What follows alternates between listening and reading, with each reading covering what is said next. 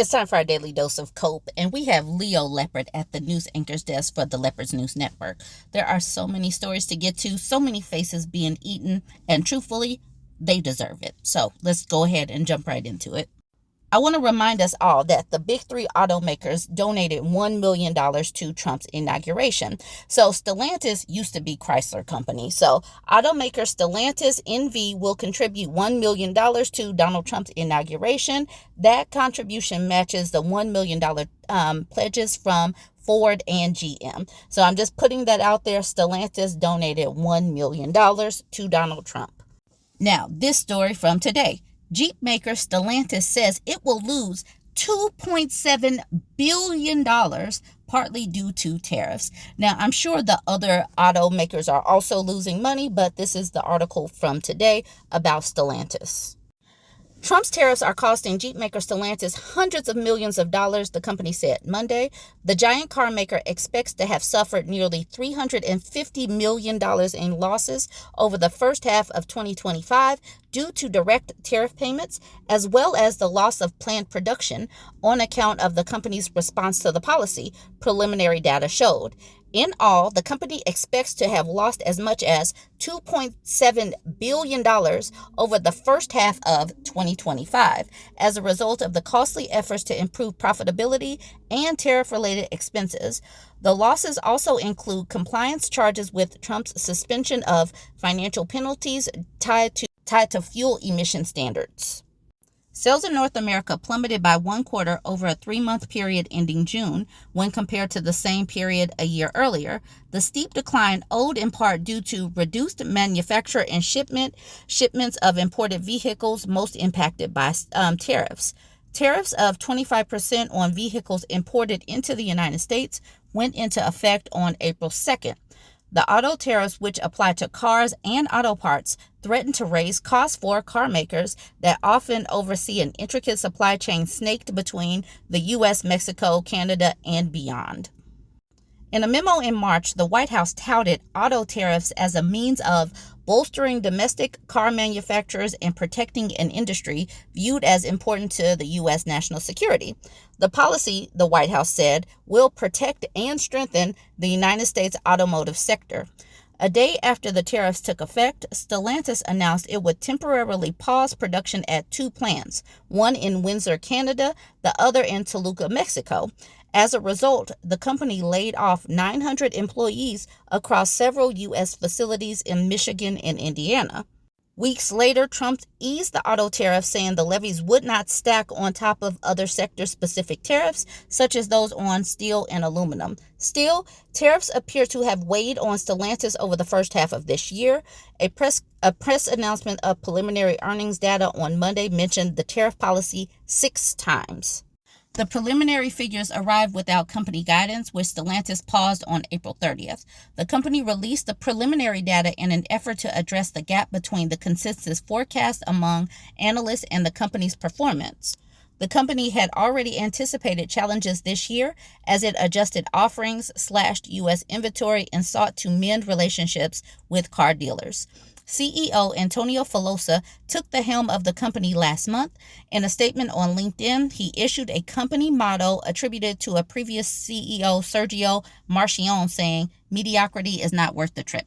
Now, the thing about this is, on top of all of the cost and everything, people, regular folks, probably are not going to be buying cars because tariffs are going to increase the cost of cars. And tariffs are increasing the cost of everything else. So if people do not need a car, they're going to hold off on buying a car. Trump and these tariffs and all of these dumb economic policies will continue to harm other people. But Stellantis and the big three, they donated to Trump thinking that they were going to get some kind of sweetheart deal, and he has shown them otherwise. I can't lie to y'all. I think that farmers for Trump are one of the dumbest demographics of Trump supporters. And that's because they saw firsthand what tariffs did the first time around. And their dumb selves voted for him again and again. Also, I believe that they're dumb because he told them we are going to do bloody mass deportation. And farmers rely on immigrant labor for their labor force. So I believe that these are the dumbest people, some of the dumbest people. There are quite a few other dumb MAGA supporters, but farmers for Trump are pretty dumb. So let's talk about farm bankruptcies. So this graph highlights how many farm bankruptcies were over the course of these years. In 2020, there were a lot, 560. 2021, 276. Now let's look at last year. There were 216 bankruptcies all over the course of the year. Farm bankruptcies in 2025 already exceed 2024 levels. So farmers are getting it on the front end, the back end, and because they have gotten their labor force ran off because of mass deportations. Let's get a little bit into this article. Farm bankruptcy filings are rising in 2025, a sign that agriculture is facing the same high financial pressures it saw pre-pandemic, said Ryan Loy, extension economist for the University of Arkansas System Division of Agriculture. We've had 259 filings in the United States so far this year, and that's just through the first quarter of this year. We've already beat last year in terms of national filings.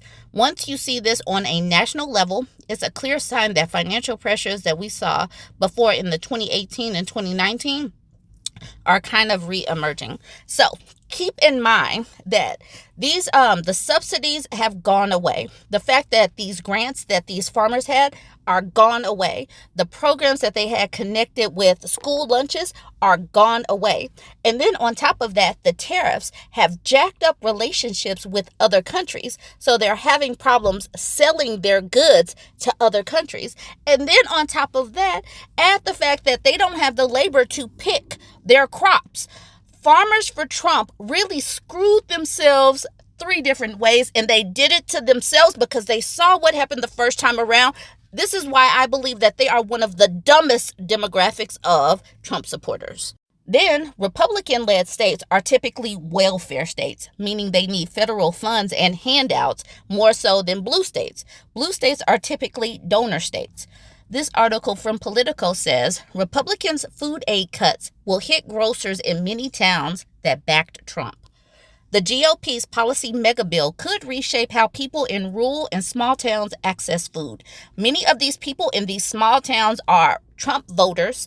They voted to get their own food snatched because, reasons. The deep cuts Republicans made to federal nutrition programs this summer are poised to devastate independent grocery stores that are central to many low-income communities, including those that voted for Trump. Food aid recipients often make up the majority of small grocers' customer base in remote areas and food deserts, places that have limited options for fresh, healthy food. But a central part of paying for the GOP policy mega bill Trump signed on July 4th relied on slashing SNAP, the nation's largest anti-hunger initiative.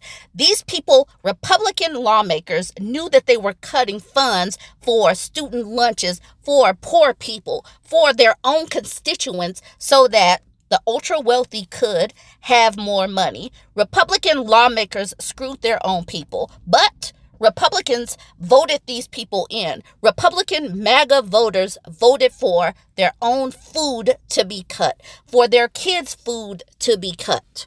Even though some provisions in the new law won't go into effect for another 3 years, others, like expanded work requirements for SNAP participants, could kick some families out of the program and hit the bottom lines of small grocery stores within months. It's a chain reaction set off in Washington that's likely to reshape how people access food in more isolated communities, even if they don't use federal assistance.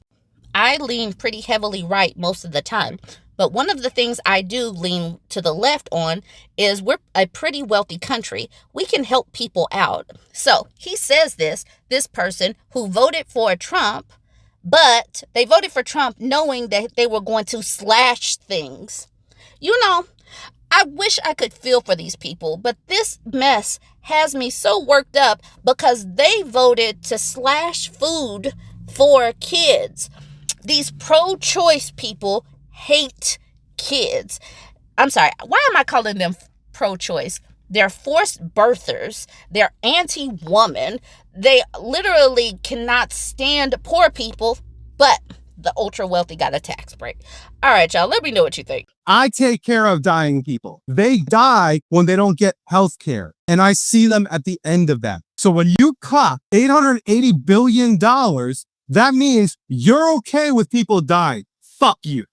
Fuck all you, if you think that's okay. And you may be like, wow, Dr. Chela, you're using a lot of foul language. Yeah, what else do you want me to do? Nothing seems to make sense to a lot of people. That's what this is. When you cut $880 billion, that means poor people die. And that's on you if you don't stand up and say something.